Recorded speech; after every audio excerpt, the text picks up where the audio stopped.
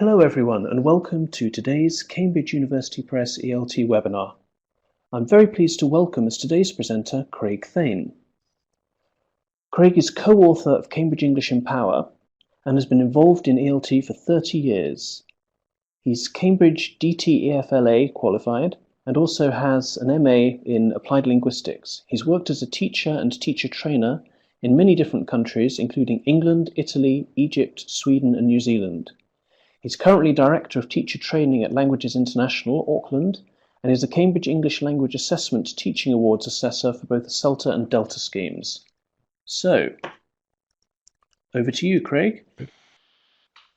Thank you, Alistair, and thank you everyone for joining the seminar today. I believe that you don't often run seminars on a Monday, so thank you very much for coming along today and joining in. I normally do these seminars from my hometown in Auckland in New Zealand, but I happen to be visiting the UK at the moment, so I am speaking to you from Cambridge, which is why I'm able to speak to you in the afternoon. Normally I need to do these in the evening from Auckland. So as you can see, the topic of today's webinar is real-world written genre and writing skills. What I'd like to do in the session is I'd like to look at some real-world genre, in particular those associated with information technology or electronic communication. And what I'd like to do is examine the relationship between these specific genre and different text types. And when I talk about text types, I mean the kinds of text that we use in the classroom with our learners. I'd also like to highlight some specific writing sub-skills that I think are connected with these e-genre. And then towards the end, we'll look at how we can actually use these ideas in the classroom. And I'd like to leave you with a general methodological approach to using e-genre and focusing on them with your learners. So, there will be tasks. Some of them will be quite simple and straightforward. Others may require a little bit more writing. You can use the chat function, but also if you prefer just to make notes on a piece of paper, that's fine as well. So the first task is quite simple. What do these images represent? Can you type your answers into the chat box?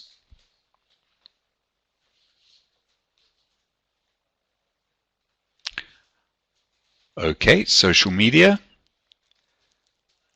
IT, posts, blogs, great. So that's excellent. Everyone's got absolutely the right idea. So these are what I call e-genre. So some typical e-genres are email, blogs, social media post, a discussion board post, a tweet.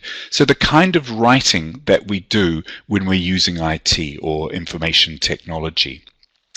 So let's first of all just think about our own personal experience and that of our learners. So how often do you read or write some kind of e-genre during the course of a week? How often do you think your learners engage with these genres, and do they sometimes use English when they engage with these e-genres? So for example, if I answer the first question, I engage certainly with about 3 or 4 e-genre on a daily basis. So maybe just often, every day, daily. And I think absolutely this is part of our reality these days. We are constantly using these e-genre in the way that we communicate with friends, with colleagues, with family. How often do you think your learners use them? I think probably daily as well. If we are using them as teachers, I think our learners, and certainly when I am teaching at school in Auckland, learners invariably come to class with a smartphone or a tablet or something like that, which indicates to me that they are using them on a daily basis. And do they sometimes use English when they engage with these genre? In my experience, they do quite often. What happens, because I teach in a multilingual context in Auckland, so for example, we might have a learner who comes from Korea, and that learner comes to the school that I work for to study, and then another learner might come from Switzerland, and they become friends during their course, and after the course they keep in touch, and that communication is normally done in English. On Saturday, I was at a conference in London, and I listened to a speaker give examples of second language acquisition, and there was one example of a Chinese man. He would have been in his 20s, and he actually engaged with online activity about J-pop, and that's actually how he acquired English. So his community or language environment was engaging with a discussion board, and he then, I think, set up his own website. So he was engaging in English online the whole time. So I think that this is quite a common occurrence these days. So I'm using this term e-genre. So E stands for electronic. Let's now just look at a definition of what the word genre means. So I've got two definitions. The first is by Ken Highland, and he says that genre is a term for grouping texts together, representing how writers typically use language to respond to recurring situations. So this definition in effect means that genre is something that we all understand. So if we look at an advertisement, we are able to recognize that it is an advertisement in some way. It's a common sense thing. If we look at a report, a business report, if we pick it up, we can usually quite easily and quickly identify it's something. So what this suggests is that genre involves some kind of formula, and they might be part of a kind of community, like a business community has certain written ways of communicating, doctors have ways of communicating, lawyers have ways of communicating. So these common sense texts that we can actually group together and understand. The second definition by Martin from Australia, he talks about genre being a goal-orientated stage social process. Now, that looks like quite a difficult technical term, but in effect, what that is saying is that every time we write, we have a reason for writing. We have a goal. We have an objective. By saying that it's a staged social process, what he's in effect saying is that we don't write in a vacuum, that it's when we're writing, there is some kind of social dimension to it because we want to maintain contact with people. And it can happen, that we will exchange things. So there'll be different stages in the different modes of communication. So I think that put together, these give a reasonably clear idea of what a genre is. It's something that we can easily identify, certainly in our first language. I, for example, don't speak Arabic. And I certainly can't read Arabic. So I think maybe I would struggle, if I pick up a newspaper in Arabic, I might find it difficult to understand what's an advertisement and what's an article. However, in English, my first language, I'm easily able to identify these different genres. So let's look at an easy task. So I've got three goals, three possible. So picking up on Martin's idea of having a goal or an objective for writing. So the first one, we might want to narrate the events of our holiday. We've just had a wonderful holiday, and we may want to tell our friends and family about it in a written form. Or we might want to invite someone to a social event, and we might want to send a written invitation using some kind of e-genre. Or we might want to share an opinion about a film that we've just seen. So what I would like you to do is just think of an example e-genre for each of these goals, and you can type those into the chat function. Thank you. Okay, yep, blog for the first one is definitely possible. Or yes, indeed, an email. Skype. Good. Skype is interesting because Skype can involve both written and spoken communication. So that is a particularly interesting format for e-genre. Good. We're getting a fantastic range of different types of e-genre, and some are using specific apps, applications, examples. So what I'm going to show you are just some examples. This is not the answer. These are just one or two examples. So to narrate the events of a holiday, we might use a social media posting, but we could also, for example, narrate the holiday events in an email. Invite someone to a social event, a text message, but we could again send an email. Share an opinion about a film you've just seen, a tweet, but it could be on a discussion board. Request detailed information for a course of study that you're interested in. Email is probably the most likely one there. I doubt whether you would tweet a request of that nature. And then persuade readers to agree with the point of view, discussion board contribution. But again, that could be in an email, it could be on a social media posting. So as I said, these are not right or wrong answers, they're just some examples. But what these show is that when we're using these e-genre, we do them with a purpose, with a goal. And this, I think, is at the heart of written communication, and certainly at the heart of what makes a genre. So we've looked at real-world e-genre. Now I'd like to look a little bit at what we do in the classroom. If you look at the bottom of this particular slide, you've got the words in blue. Now, these are what typically I would call English language teaching text types. So often when we're doing writing with our learners, we will often ask them to write some kind of narrative, a story of some kind. We may get them to describe something in an essay, or in a piece. We may ask them to actually describe a family member or a scene or something like that they've when they've been on holiday. They could have to explain something, for example, explain how something works. They might have to discuss something in an essay, or they might have to persuade someone in a report of some kind. Now, what I'd like you to do in this next task is, can you try to match the purposes 1 to 6 with the different ELT text types? Now, you'll notice, of course, that there are more purposes than there are text types, so you can have more than one answer for these. So again, try to match these up.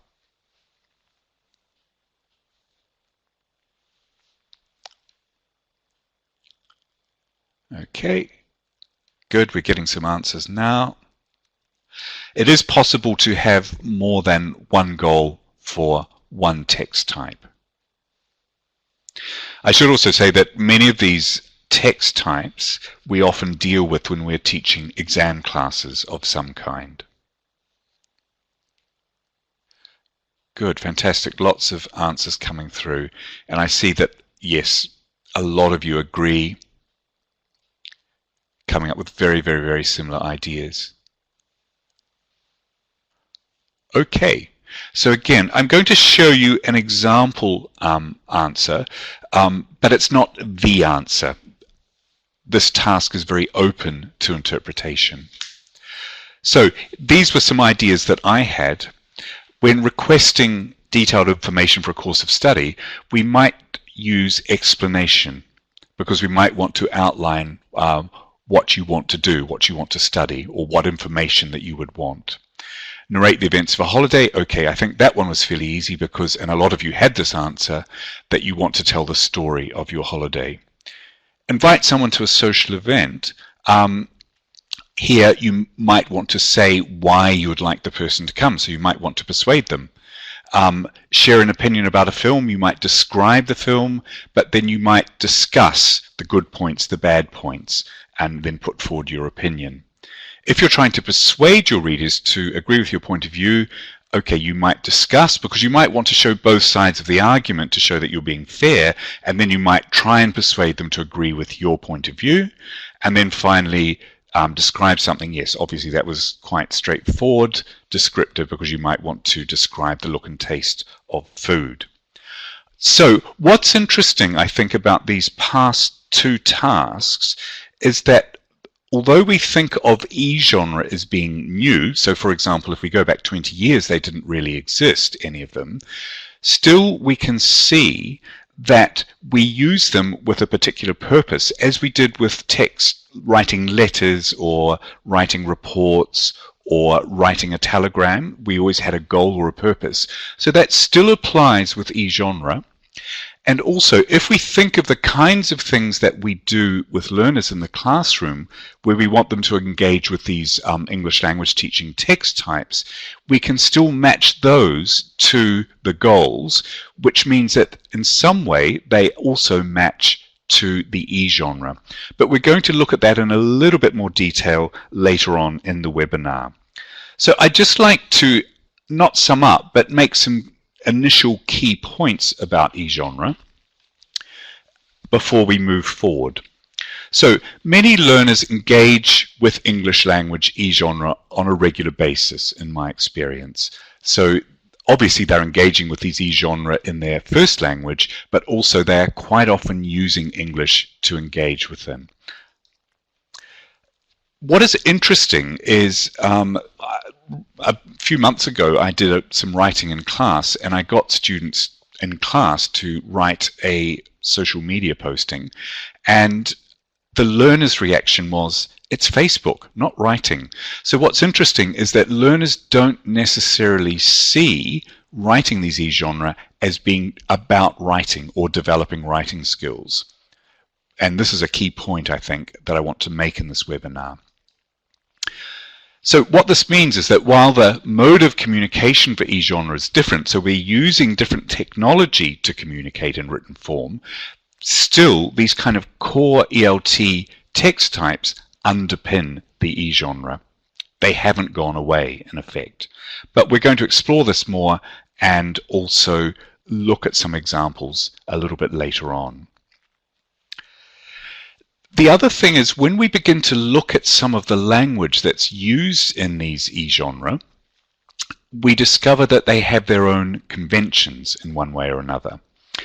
So on the next slide, you're going to read two answers to a newspaper discussion board. Okay, it's where the person replying agrees. So the information in the two answers is reasonably similar. One is in blue and one is in green. So what I'd like you to do is read the two replies and decide which of the two do you think is more likely on a newspaper discussion board. So often newspapers will have articles and readers are given the opportunity to respond and voice their opinion. So I'd like you to read the two answers and decide which do you think is more likely, the blue or the green. So I'll just give you a minute to read, and then you can type your answers into the chat box.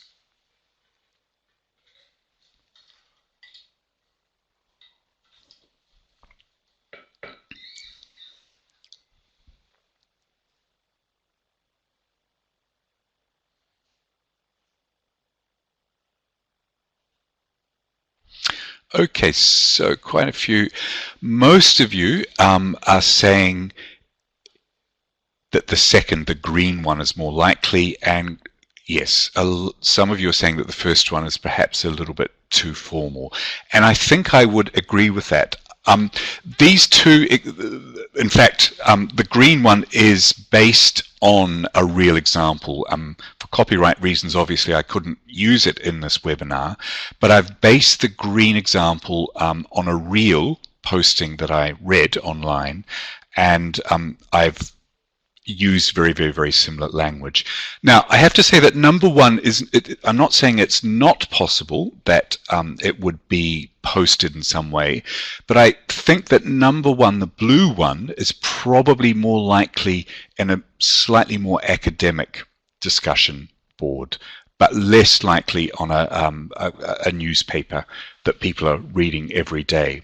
So in fact, given that I did base the example on a real example, number two was the one that is most similar to that real example.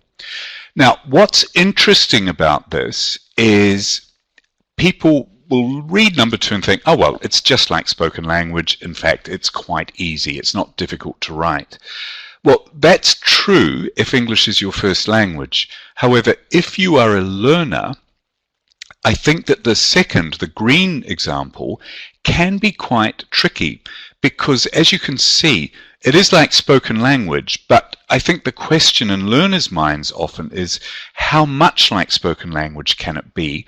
What words can I leave out? What words should I leave in? What's right, what's wrong? So this is what I mean by e-genre having their own conventions.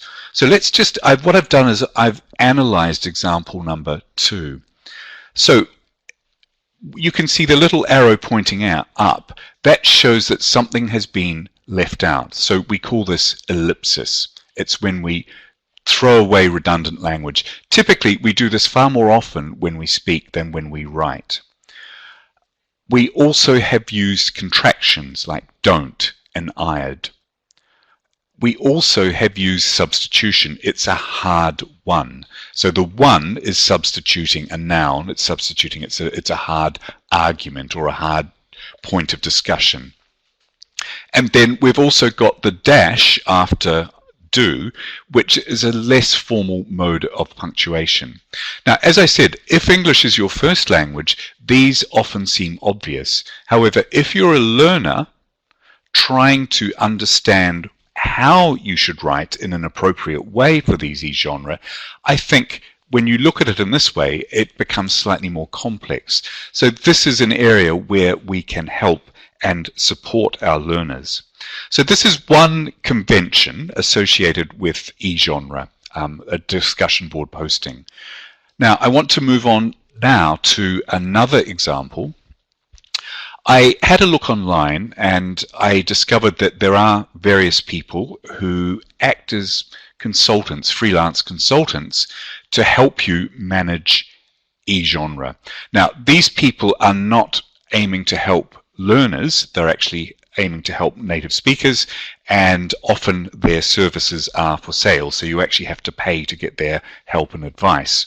However, I did find this one example, Mari Smith, an American woman, and she's a social media expert, and as a way of kind of getting customers interested in her advice, she shares some of her ideas freely online. So I've taken these 7 ideas that she has shared, and this is what she's saying can help you write a really good social media posting. So number 1, she says use an eye-catching image. That's important because the visual dimension is going to attract your readers. Keep the narrative short. In other words, don't tell a very long story. Keep first person to a minimum, so don't use I all the time. And include a call to action. So maybe you might want readers to do something as a result of having read your social media posting. Write about timely topics with helpful hints and resources. So write about what's current and then give people advice and tell them where they can actually get things. And then experiment with longer content. So she's saying that you don't always need to write short postings. Sometimes you can vary that and use longer content. And then share a great cause. She's suggesting that if you've got some good ideas or you've done something particularly well, then share that with everyone because it's interesting. So what's interesting is I think if we begin to look at from 2 to 7, for each of these, I think there are some language implications. So let's start with number 2. I'm not going to worry about number 1. That, in effect, means having good layout and having some kind of picture. That is arguably a writing skill associated with paralinguistic features, but I actually just want to focus on specific writing skills to do with language. So, for example, keep the narrative short. In order to be able to do this successfully, it means that learners need to be able to use narrative verb forms well. So they need to be able to manage past simple, past perfect, and past continuous. Because often, as we know in a narrative, it's easier to start the narrative at a certain point and then perhaps use the past perfect to refer back. So that is often more efficient than telling a story right from the beginning.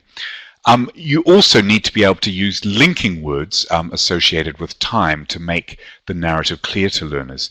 So just with that simple one, you can see already that there are certain language skills that you need to be able to use well in order to keep the narrative short. So I've set the next two as a task for you to think about. So let's move on to example number 3. So if you want to keep the first person, I or we, to a minimum, what kind of language will you need to be able to use, or will learners need to be able to use, in order to be able to use that efficiently? So can you write your answers into the chat?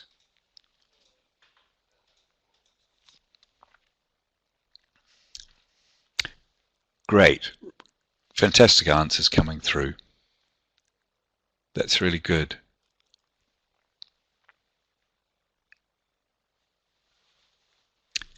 Wonderful. So in fact, I've had exactly the same thoughts as most of you, that you need to be able to use passive verb forms and impersonal pronouns like it and their. Okay, so let's now move on to the next one. So what language will learners, this one's perhaps a little bit trickier, but let's see what you think. If you want to include a call to action, what language might learners need to be able to use in order to do that well?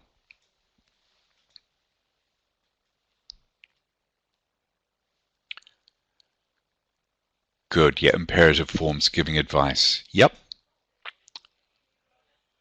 Modals, yes. Exclamation marks. Yes, we're going to look at that one in a minute. Good. Some nice examples there. Let's do it. Okay, fantastic. No, really good answers. So this is what I thought. What I felt was interesting about this in terms of writing, if you want to get people to do things, yes, sometimes we will make the call to action very direct and use imperatives. However, sometimes we may want to be more polite in the way that we ask people to do something, because we might want to, sometimes if you're direct, people respond in a negative way. So we might use more sophisticated language like, I believe it'd really help to, this is where people were suggesting modals, it's likely to change the way. So these more sophisticated examples using modal structures are also necessary in order to do this, because sometimes imperatives can be too direct for some readers. So I think also here you can see that some of this is quite sophisticated language. So here are some more ideas that I had for the remaining ones. So write about timely topics with helpful hints and resources. So we might use indirect questions in order to get the reader's interest in the topic that we want to discuss. But when it comes to hints and resources, we will probably need to use conditional structures. So if you do X, then you will be able to, if you use this, it could have this kind of outcome. So conditionals and modals, I thought, were associated with this. The next example, experimenting with longer content.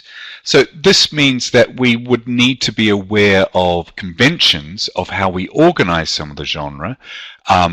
So for example, we need to know, is it narration, is it discussion? We might also need to know things like, does it need to follow a problem-solution pattern or a claim-counterclaim pattern? But another writing skill that's important for longer content is that we can divide it up and organize the content into paragraphs. So learners would need to be able to paragraph efficiently and well. And then the final suggestion from Murray Smith's list, share a great cause.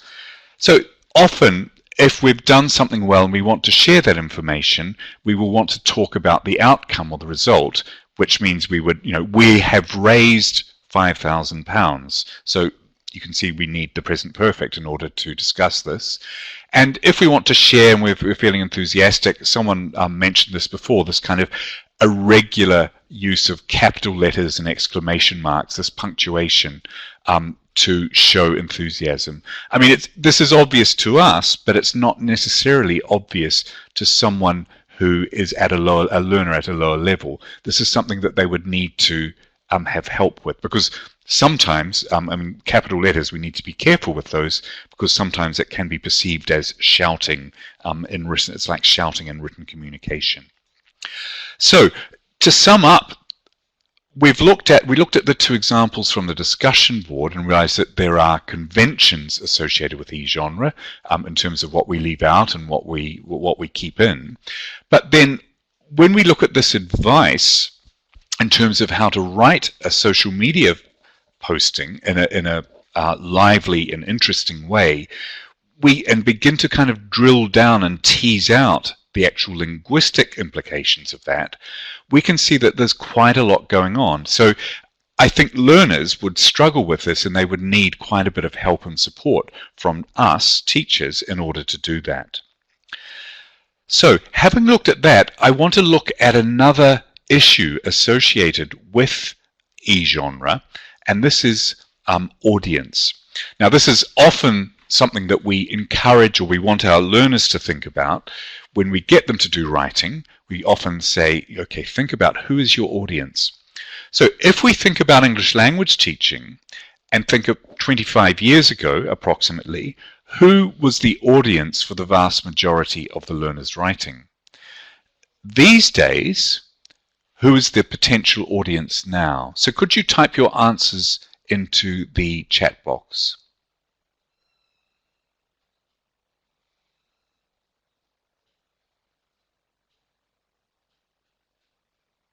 Yes, so a lot of you are writing that 25 years ago it was the teacher, and this was true. Although we often talk to learners about thinking about who is your audience, in terms of who eventually read their writing, the audience was really just us. Or if the learners were doing exam classes, the audience would be perhaps the examiner, the person who is going to grade that piece of writing. Now, who is the potential audience? Yes, someone has just written, Aisha, you've written now everyone, and that is absolutely true. So if our learners are using e-genre, they could be communicating literally with the world. Once it's online, it's out there. So that is fantastic on one level, because it means that learners are writing with a real sense of purpose, with the idea that someone actually might read what they've written online, but it also comes with a certain responsibility. So this is a story, this is a real story that happened 2 years ago. A woman from New York, I think she was a PR agent, she went from New York and she was going to South Africa on holiday. She flew to London, and at Heathrow Airport she tweeted to her friends the following message: going to Africa, hope I don't get AIDS, just kidding, I'm white. So she then flew from London to Cape Town, and during the journey, during her trip, this tweet went viral, as I can imagine, because people were outraged. This was a terrible thing to say. So she maintained afterwards, it was reported widely in the media. She eventually lost her job. It has had quite a negative impact on her life, I believe. She maintained that she was trying to be ironic, and she was trying to point out that, people have this negative attitude. However, this is not how this message was understood. So she intended one thing. Everybody understood something quite different, and understandably got very, very upset about this. So this shows that, yes, it's fantastic that learners can communicate with the real world, but what it suggests is that you need to be careful about what you write online. So, e-genre in audience. Clearly, with the development of information technology, there is now a much, much wider audience, and that definitely is positive. However, what it means is that learners need more control over their message, because it's very, very easy to be misunderstood online. So if we develop language-focused writing skills, it can help learners have more control. So if they know how to use different writing skills, they can be a little bit more careful about the message they send out. And we're going to look in a little bit more detail on what I mean by that, by developing language-focused writing skills. The other thing that I think it means is that we perhaps need to provide learners with reflection tasks on how to develop audience awareness. So we could, once they've written a text and before they post it online or send it via email, we could just get them to stop and think for a minute. Okay, who can read this text? Is it possible for someone to get the wrong message? Are you happy for people that you don't know to read this text? I was talking to someone about this issue on Saturday, and they came up with a lovely question which fulfills the same function, and that question is, would you be happy for your mother or your grandmother to read your text? So that's maybe another one which could be a nice way of personalizing this idea of developing awareness of an audience. So I think that this last point is maybe something. It's not something that I've done a lot of with learners in the past, but when I began to think about this e-genre in audience in a little bit more depth, it occurred to me that doing something along these lines could be very useful. So in the talk so far, in the webinar so far, I've looked at writing skills. Now, the term writing skills sometimes will refer to what I call process skills. So these are different skills that learners, or indeed writers, use when they're planning and organizing content, when they're actually engaged in writing activity.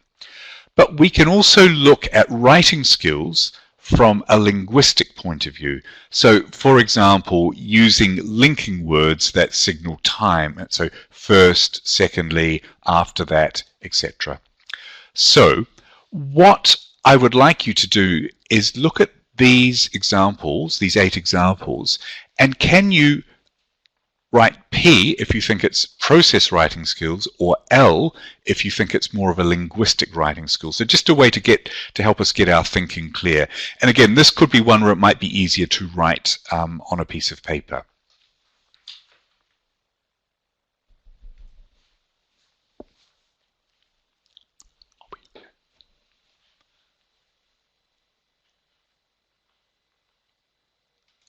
Good, people are typing. Yes, number 1 is definitely a P. Great, some answers coming through now.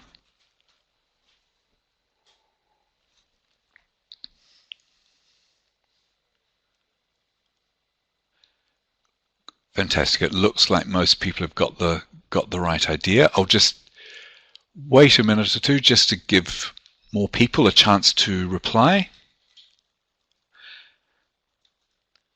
I'm always very surprised when I'm doing webinars at how quickly people can type into the chat function. I admire your speed.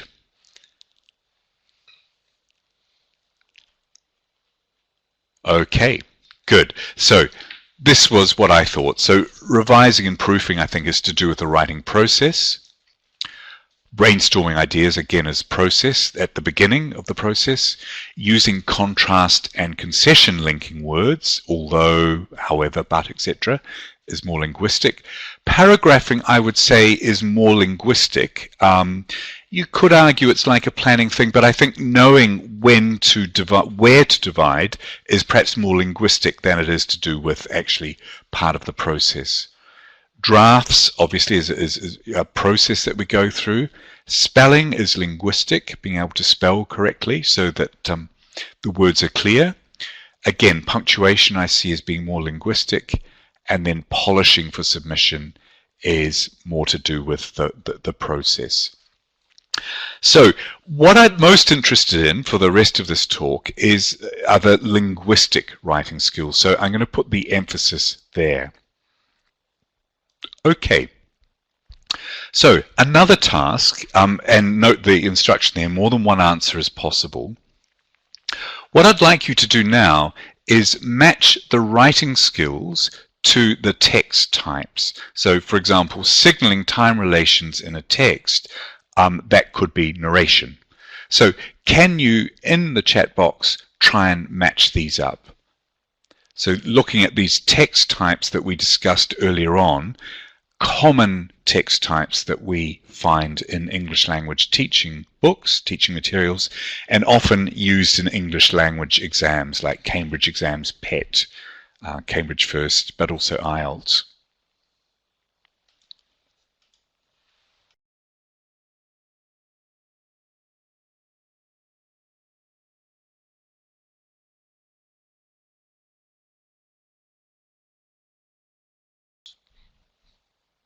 Okay. Great. Thank you for your answers. These are great.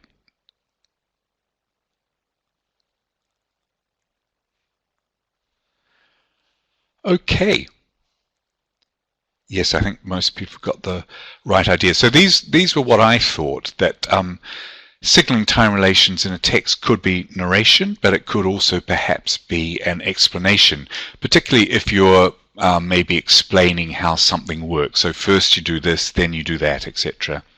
Using contrast and concession linkers, typically in discussion, an essay, but it could also be used in a persuasion text. So although you may not want to do this, it could have this outcome. I think addition linkers can be used really in all of these text types, and I think that spelling is important in any text type. In English, of course, the problem is that if you misspell the word, sometimes it can be difficult to understand what the word is if the spelling is not correct. Okay, so I think we're now sort of getting to the main point, and then we'll move on and look at what goes on in the classroom. As I've mentioned before, these e-genre, I think, require an awareness of the features of text types. So although they're e-genre, the things that we've always focused on with learners when we've been looking at narrative, descriptives, discussion text, etc., still apply. It's still useful for learners to develop awareness of the language skills associated with text types that underpin e-genre. So the fact that you might be getting learners to write e-genre doesn't mean that you will no longer focus on, for example, concession and contrast linkers. There is still value in doing that. We've also looked at the fact that e-genre have these specific conventions in terms of what you leave in, what you leave out, how you express certain ideas, for example, in the social media process, social media posting. And then also we looked at the idea that linguistic sub-skills underpin many of these conventions. So in effect, really, I think that although e-genre are new, focusing on the writing skills that we have always focused on with our learners hasn't changed. There is still value in doing that. Then focusing on e-genre and writing sub-skills will help our learners become more effective communicators in e-communication. So really, the value in doing that is that it allows learners to control their message more effectively. If they can use writing skills more easily because we've focused on them and they've had more practice, then they're more likely to be effective communicators, and they're more likely to communicate with a clear message that is not ambiguous, and they won't get into trouble as Justine Sacco did. So what are the classroom implications of all of this? So the first one is, I think, that we need to focus on e-genre that will motivate your learners. So in effect, probably in this day and age, there's not much point in getting learners to write a letter. Why do that? It's better to get them to write an email, because that's likely what they're doing in their first language. We need to raise learners' awareness of the audience of e-genre. So I think that this is a new responsibility for us as teachers, that learners are made aware of the fact that when they write something in English and they post it, a record is there online, and there could be a lot of people reading their piece of writing that they may not want to read it, or they may not thought could read it. We need to analyze the content and organization of e-genre and focus on any specific convention. So as we saw with the discussion board example, there are certain linguistic things going on there, and it's useful for learners to know about that. So this is where we as teachers perhaps need to analyze and think, okay, what are the typical features of this genre? What do learners need to know about that we can help them discover, and also perhaps give them practice? The other thing, I think, obviously, is that we can use a lot of social media and free online learning management systems when we focus on e-genre in classrooms. So many of my learners, as I mentioned before, they come to class with a smartphone or maybe with a tablet. We have freely available Wi-Fi in our school, so there's no reason why we can't actually use these tools in the classroom, because clearly I think it makes it more motivating and more relevant. I should add here that I'm not going to go into specific ideas of how to use Facebook or tweet or whatever. I mean, I think that is a whole nother webinar in and of itself. But really, all I want to say here in a very general sense is that it does make sense to engage with these e-genre in the classroom and get students actually using them, because it reflects their reality, what they're using on a day-to-day basis. So, as Alistair mentioned, I have been involved with the writing of Cambridge English in Power. So this is so in Empower, what we've tried to do, we do writing regularly in every unit, because we believe that it's useful for learners to focus on writing skills in a general English course book. In fact, because of e-genre, it's become even more important, because they are perhaps writing more using e-genre than they were, say, 20-25 years ago. So what we've tried to do when we're looking at writing, we have tried to provide a context that's associated with e-genre. So here we have someone who is writing a blog. So this person is learning how to cook and how to cook and entertain his friends. And so he's maintaining a blog to talk about this kind of experience.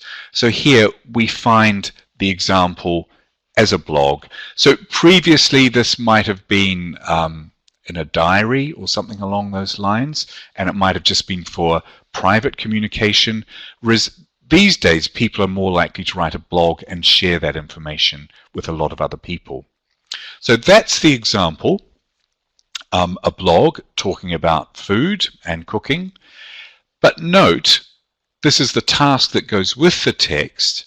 And what we're looking at is, in the first task, we're looking at linking words to do with ordering information. So this is coming back to this point I made before, that we focus on specific writing skills. Now, this is the kind of task that often has previously been done with other texts of a more general nature, but the same that we've used in the classroom, but the same applies here with the e-genre. And then also we're looking at the use of then, and then also at punctuation in task B. So basically we've got a context which is an e-genre, but still we're focusing on specific writing skills and associated with the idea of trying to make the order clear. Because obviously when you're talking about a process of some kind, as Jake was in the blog, well then you want to be clear about the order in which things happened or should happen. Then beyond that, we provide a practice activity where learners actually have to order a process, and then they actually practice the linkers, the time linkers that we looked at, to sequence the information in a practical way. So I imagine that a lot of you are saying, yes, I'm sorry, some of you are saying it's a bit white. It hasn't copied as well, but that's okay. I think it's clear enough that you can see. So in effect, what we're looking at here is the kind of activity probably that you've always done with learners when you've been using other more general ELT text types.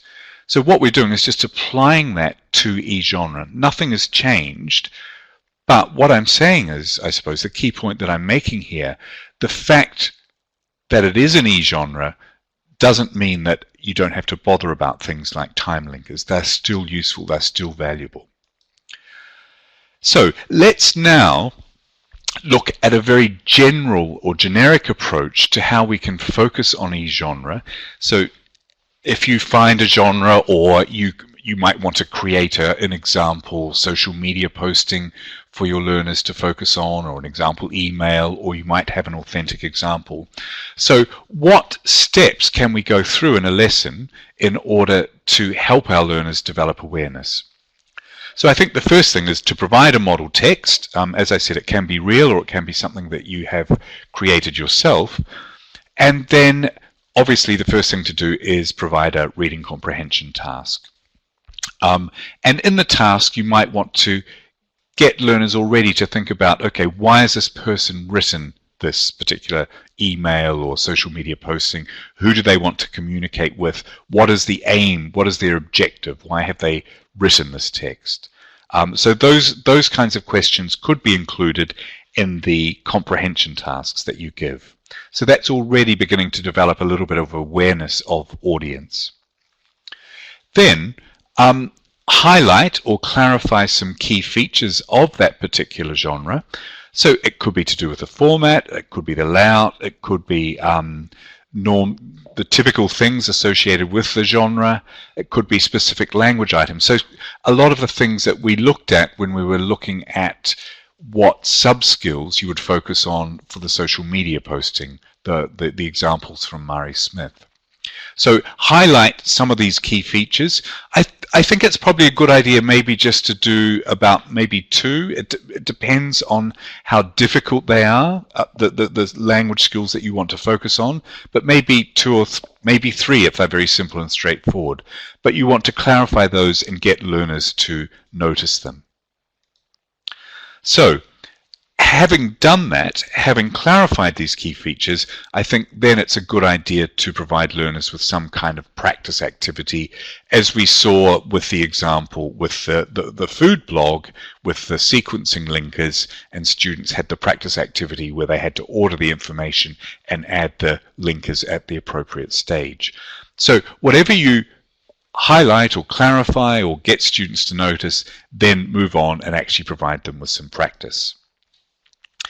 Then beyond that, obviously, you want them to get them to write their own version, so their own email message or their own tweet or their own discussion board posting or whatever it is. Now, this is the stage when the process writing skills that we looked at, things like planning, drafting, brainstorming, these skills, they apply here at step 4. So it will entirely depend on how, or not how so much as what kind of e-genre that you get learners to focus on.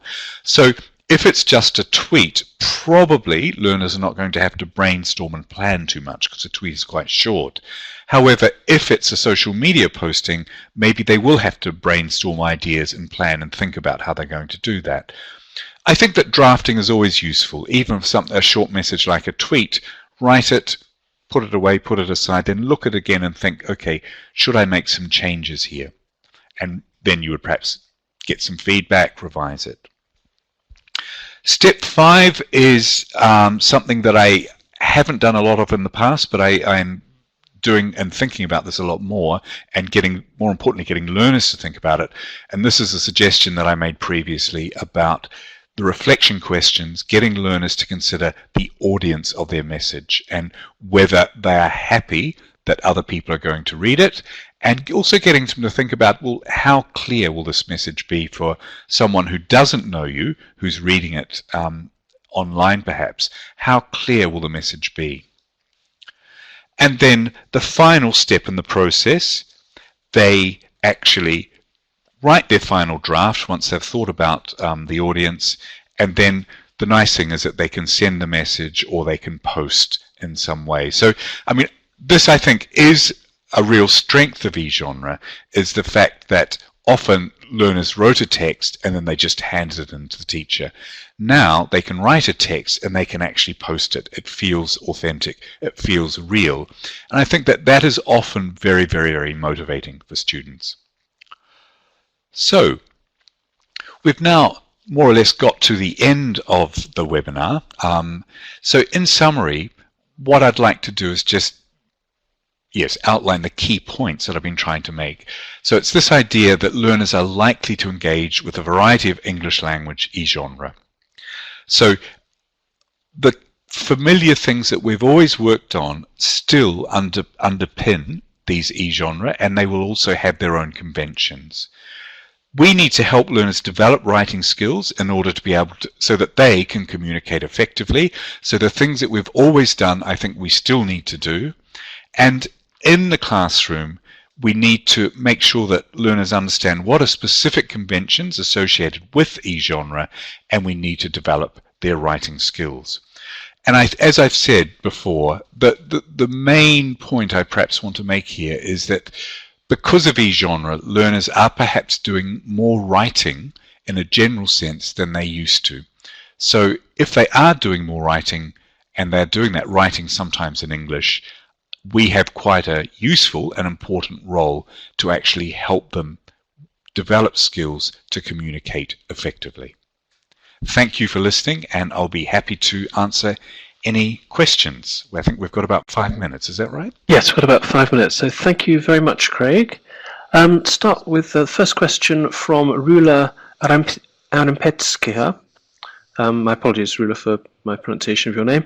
Rula says there's a tendency towards more informal writing on e-genre, as you've acknowledged. Do you think that endangers accuracy of communication? Not necessarily, because it could. I mean, because I think that if the example of Justine Sacco, if she was trying to, I mean, her message was quite informal, so you could argue there's kind of an accuracy problem there in terms of that she didn't communicate effectively. I actually don't. I don't think it's a question of accuracy. I think it's more a question of communicating effectively in that genre. So, I mean, it comes back to that question of knowing what to leave in, what to leave out. But it seems as though it's less formal, less accurate. But as I indicated there are a lot of conventions. So you could say that if you don't follow those conventions, you're being inaccurate to some degree. So I don't know if it is a question of accuracy as actually understanding what is appropriate for that particular genre. Thanks. A question now from Labi Huari Mokhefe, who asks whether e-genres are useful to teach other language skills, more generally, such as speaking, grammar, and listening. They can, yes, certainly they can be. I'm not sure if they are so useful in terms of listening, but in effect, if you want to teach a grammar point, you could use an e-genre as a context to actually teach that grammar point. Clearly, they're going to help develop reading skills because you will want learners to read examples. They're going to be often a useful source of vocabulary. So if, for example, you use some authentic e-genre that you've found online, written by native speakers, they will often have maybe less formal vocabulary, and I think they can often be a rich source of idiomatic language that learners often enjoy.